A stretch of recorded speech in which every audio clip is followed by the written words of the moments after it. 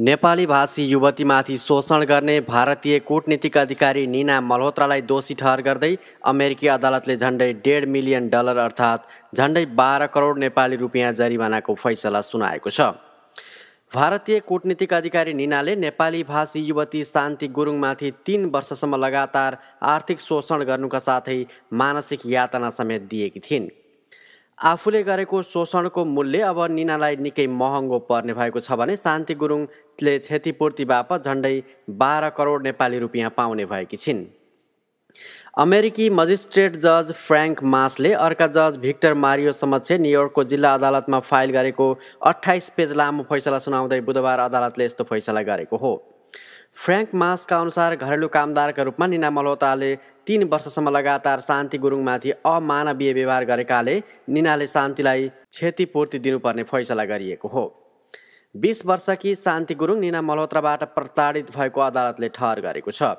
शान्तिका कागजपत्रहरू कब्जा गरेर निनाले शान्तिलाई कतै जान नदिएको र शान्तिलाई उनका परिवारसँग सम्पर्क समेत गर्न नदिएको, शारीरिक र मानसिक यातना दिएको अदालतले ठहर गरेको छ। अमेरिकामा नेपाली युवतीमाथि चरम शोषण गर्ने भारतीय वरिष्ठ अधिकारी निनालाई बचाउन भारतको परराष्ट्र मन्त्रालय भने लागि परेको थियो। नेपाली युवतीमाथि श्रम शोषण गर्ने भारतीय परराष्ट्र मन्त्रालयको दक्षिणी डिभिजनकी निर्देशक डाक्टर निना मल्होत्रालाई बचाउन भारतको परराष्ट्र मन्त्रालयले भारतीय सञ्चार माध्यमको समेत उपयोग गरेको थियो।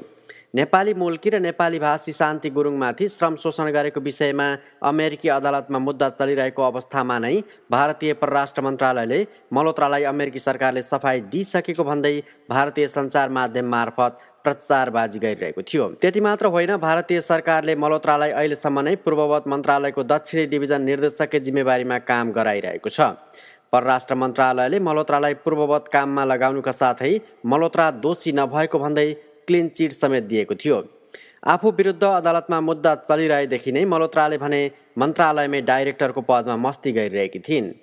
संयुक्त राष्ट्रसङ्घका लागि न्युयोर्क स्थित भारतीय स्थायी प्रतिनिधिको कार्यालयकी पूर्व कन्सुलेट निना मल्होत्रालाई बचाउन भारतीय परराष्ट्र मन्त्रालयका प्रवक्ता विष्णु प्रकाशले मल्होत्रा दोषी नभएको भन्दै सञ्चार माध्यमहरू मार्फत प्रचारबाजी गरेका थिए।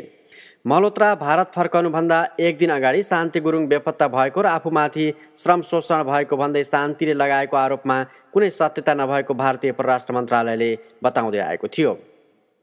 अहिले शान्ति गुरुङलाई निना मल्होत्राले उमेर ढाँटेर बालिग देखाउँदै अमेरिका ल्याएको र अमेरिकामा चरम शोषणका साथै मानसिक र शारीरिक यातना दिएको भन्दै मुद्दाको फैसला मात्र होइन, निनाले महँगो जरिवाना तिर्नुपर्ने फैसला सुनाइएपछि भारतीय परराष्ट्र मन्त्रालयमा हङ्गामा मच्चिएको छ।